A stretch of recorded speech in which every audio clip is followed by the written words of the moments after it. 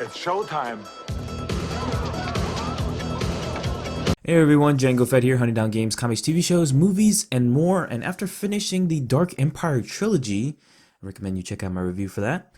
It's time to review the Crimson Empire series, considering it's set right after the events of Dark Empire. Now, the whole series is written and created by Mike Richardson and the legendary Randy Stradley, and was an original idea conceived for a one-shot by Stradley. The project never materialized and eventually became the Crimson Empire series. Now, believe it or not, I have never finished reading the Crimson Empire series. I only read the first book and loved it, so going into the series all the way through was a new experience, and feel that leaves me less of a bias than compared to something I already read and already know that I like or dislike. So anyway, this series is centered around the unknown and small time, in the grand scheme of things, the Crimson Guard, or Imperial Guard, or Royal Guard, whatever you want to call them. And the fact that we even get a story on how these infamous Red Guards for Palpatine started, and a viewpoint of one of them, is insane to think about. It just shows how amazing and creative the EU and Dark Horse creators were, especially in the beginning and middle stages of the EU.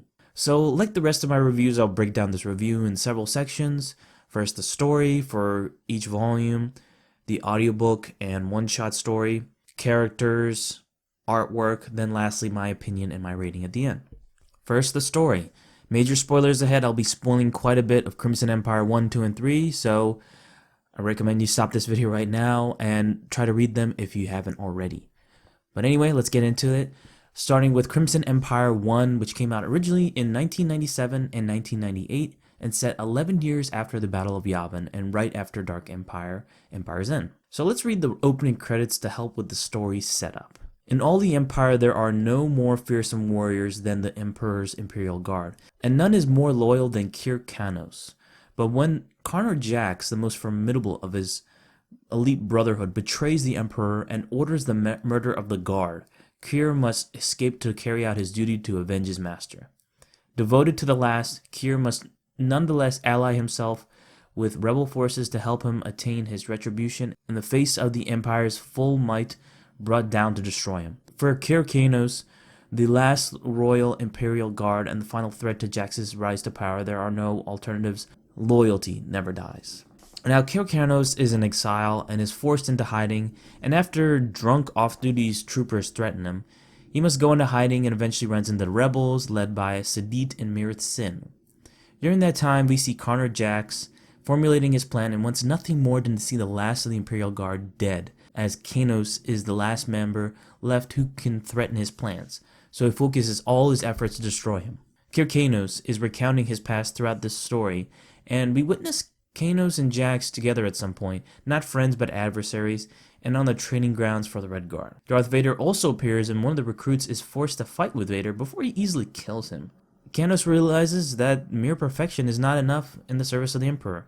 After the Cantina Brawl, the Imperials decide to assault a rebel base. Kanos recalls his past when he's forced to fight and kill his best friend, then is even ordered to fight Vader before getting his infamous scar on his face.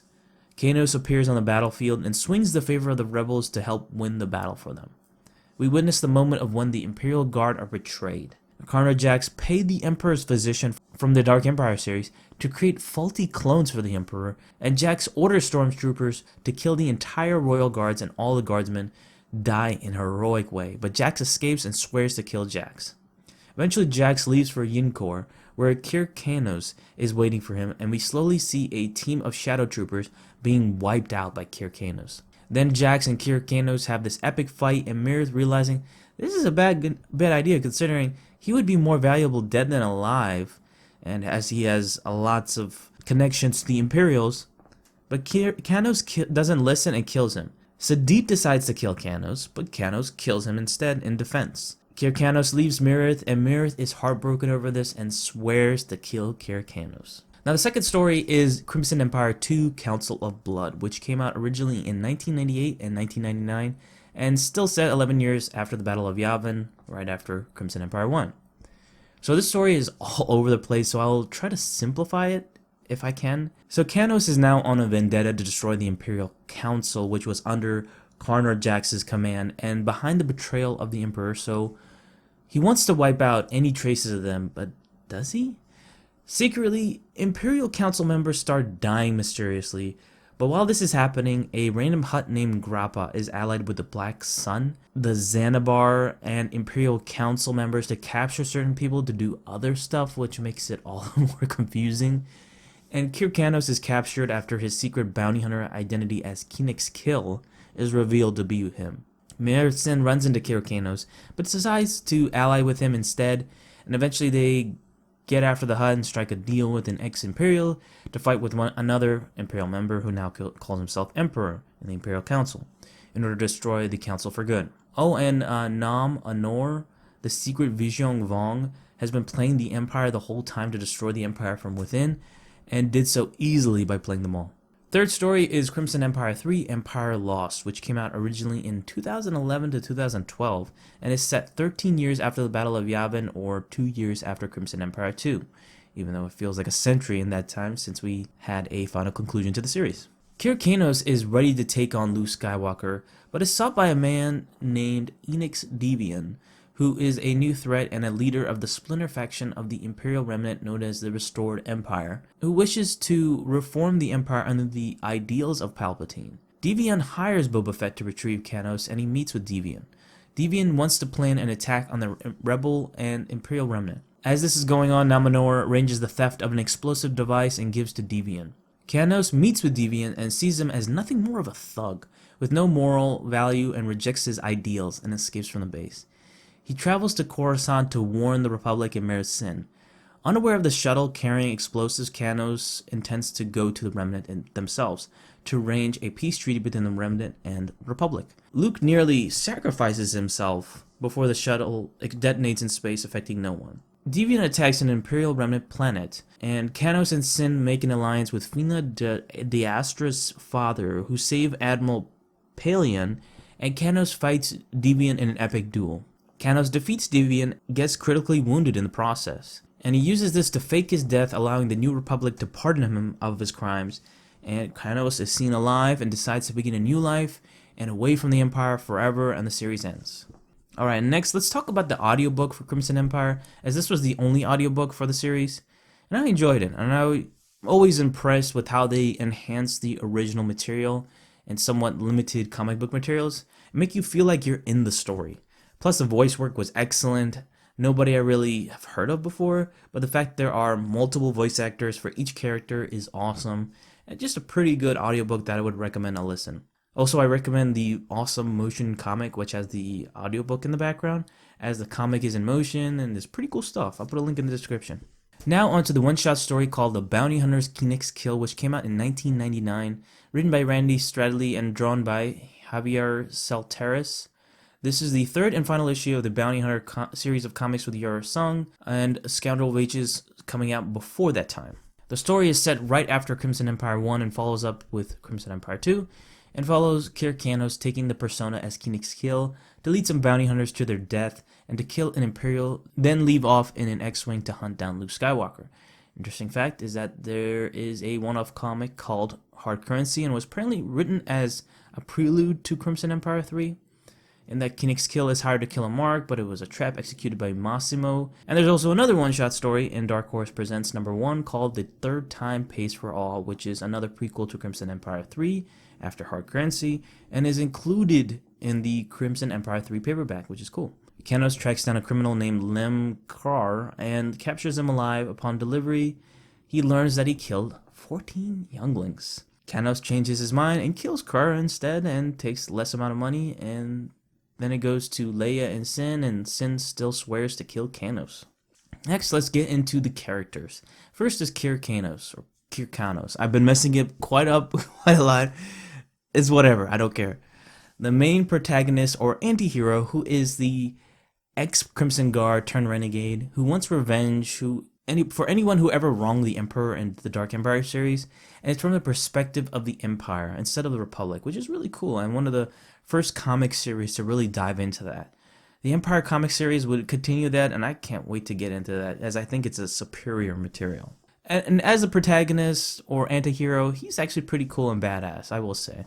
Another character is Meritsin, who is commander of the New Republic and agent of the New Republic intelligence, and she started as someone who married a farmer, and during the war her husband got killed by Vader, and vowed revenge on the Empire, and joined the rebels and grew a relationship with Kanos, and you could tell she has a really soft spot for him. She was okay for the most part in the series, just not stand-worthy here. Another character is Karnor Jax, as he's the one villain and archenemy of Kir Kanos that is really worth talking about. I had a more soft spot for Karnor Jax, to be honest, because I fucking love his armor, and I think it looks cooler than Kir Kanos' armor. I think it just looks fucking badass. I love that armor. And he's the Crimson Guard betrayer and actually was able to use the Force for a little bit, making him more dangerous with his deadly hand-to-hand combat and weapon skills combination. And I thought he was a cool villain. I wish he appeared in more of the series, to be honest, but it may have been a little too much to drag that on. Also, this is the very first appearance of Nama Nor to set up the invasion of the Vizhung Vong, which Delray started with Vector Prime in 1999. As this is the first appearance and the authors didn't really know much about the Vong initially, made Nam a shadowy figure, which makes more sense than later on in the New Jedi Order, as we know the Vong are. Next is the artwork. Crimson Empire 1, 2, and 3 are done by Paul Gulacy, and I like his artwork as it's very 90s-esque, very colorful with his macho characters and a good amount of violence and blood in the Star Wars story. It doesn't go overboard and become something like Darth Troopers, but very tame, just a little violent here and there. Crimson Empire 3, however, doesn't feel like it's done by Paul Gulacy, as it looks radically different, but hey, it's been 20-something years since Crimson Empire 2, so artists do tend to change their art style from time to time. I will say the covers, especially for Crimson Empire 1, are super badass and a great collector's item. Now let's get into my opinion of the series. Starting off with Crimson Empire 1, I thought it was awesome and my favorite story of the trilogy. Telling the story of Kir Kanos, the backstory of him and the Crimson Guard, and a simple tale of revenge of one of their own, and it really connects to Dark Empire. It's got its problems here and there with the story, but seriously cannot recommend this story enough. Now this is the first time I have read Crimson Empire 2 and 3, and my impressions were mixed to say the least. Crimson Empire 2 takes a giant nosedive as the story is a giant hodgepodge mess and is all over the place with the Imperial Council, Mir Sin, the Astra clones, Nama Nor, and Kir Kanos. I couldn't understand any of it and just ended up having a really bad experience with the story. Now before I get into Crimson Empire 3, I want to read the development of Crimson Empire 3 on Wikipedia. So Crimson Empire 3 was originally planned for release in 2001 and later 2002, but the project was eventually shelved. The basic plot set in the New Jedi Order and was to have Kir Kanos to fight Luke Skywalker, the last one left, who was complicit in Palpatine's death. And the concept of an Imperial Royal Guard fighting Luke Skywalker was a concept strategically developed for Marvel's Star Wars series, but it was not allowed to be used, and it was the origin of the original Crimson Empire concept. Besides Kanos and Skywalker, Mir Sin would certainly have appeared, and Nama Nor might have also. Besides the plot of Kanos fighting Skywalker, it might have provided an additional tie-in to the Bantam Dark Horse invasion storyline. And in 2008, Mike Richardson announced that he and Stradley were working on the project again to finally wrap up the Crimson Empire saga. Several days later, however, Stradley announced that although there had been talks, the project was not going to happen. But in 2010, at Star Wars Celebration number 5, Crimson Empire 3 was announced for a 2011 release, and all the original creators were behind it. And I liked Crimson Empire 3. I thought it was okay. Not the greatest, but it is a good way to wrap up the saga of Kir Kanos and fighting a new threat with a foe that is much of a challenge as Karnor Jax with Deviant. And obviously it didn't go with the Luke Skywalker's thing. I think that would have been cool at the same time, but a Crimson Guard against a Skywalker, a Jedi. I mean, come on. That's not going to be fair against him too. I know he's a huge threat. He is powerful, badass, but against Luke Skywalker, I don't know about that. So after averaging the scores for each story, I am giving the Crimson Empire Trilogy a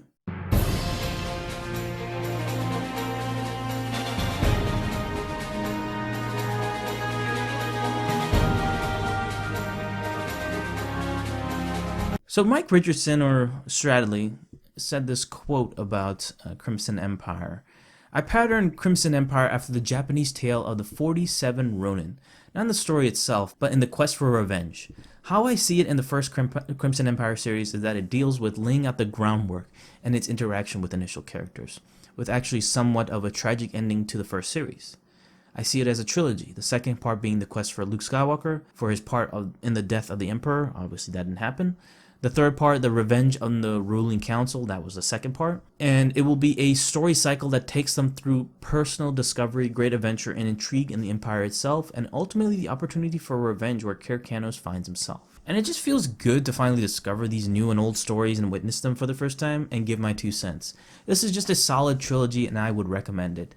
I think your best bet is to get the paperbacks, as I do think they're still cheap by the time I upload this video, but man oh man, those Crimson Empire 1 and 2 single comic issues are enticing with those, oh my, amazing covers. Just got this bad boy recently and goes good with my Crimson Empire guard next to him. I really need to do a video on these statues one of these days. So that is it for the Crimson Empire trilogy. Let me know what you think of the series in the comment section below. Don't forget to like and subscribe as always.